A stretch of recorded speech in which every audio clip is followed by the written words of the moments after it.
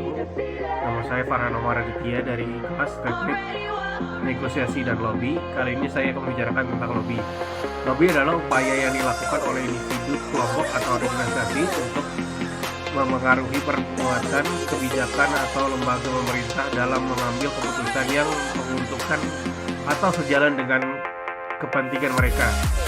Lobby adalah suatu bentuk advokasi yang dilakukan dengan menggunakan berbagai metode komunikasi dan argumentasi untuk mempengaruhi proses pengambilan keputusan.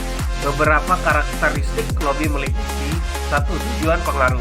Tujuan utama lobby adalah mempengaruhi kebijakan, undang-undang, regulasi atau keputusan pemerintah yang dapat mempengaruhi kepentingan individu, kelompok, atau organisasi yang melakukan lobby. 2. Komunikasi. Lobby melibatkan komunikasi aktif dengan pembuat kebijakan atau lembaga pemerintah. Ini dapat mencakup pertemuan, surat, email, panggilan, telepon, atau kampanye media yang bertujuan untuk memperkenalkan pandangan dan argumentasi yang mendukung posisi yang diinginkan. 3. Penggunaan sumber daya. Lobby sering melibatkan penggunaan sumber daya yang termasuk waktu, uang, dan tenaga kerja. Lobby dapat menggunakan analisis data, penelitian, ahli, hukum, dan kampanye media untuk memperkuat argumen mereka. 4.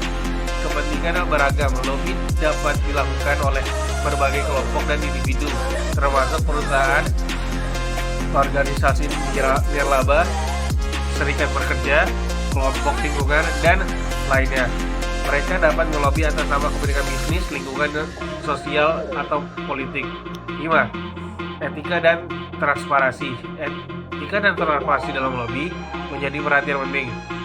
Beberapa yurisdiksi memiliki regulasi yang mengharuskan pelaku lobby untuk mendaftarkan diri dan melaporkan aktivitas lobby mereka. Hal ini bertujuan untuk menjaga integritas dalam proses pengambilan keputusan. 6. Penting dalam proses demokrasi. Lobby merupakan bagian penting dari proses demokrasi karena memungkinkan berbagai kepentingan dan pandangan untuk diungkapkan dan dipertimbangkan dalam pembuatan kebijakan. Namun lobby juga dapat menjadi kontroversial jika digunakan untuk mempengaruhi kebijakan secara tidak etis atau tidak sesuai dengan kepentingan publik.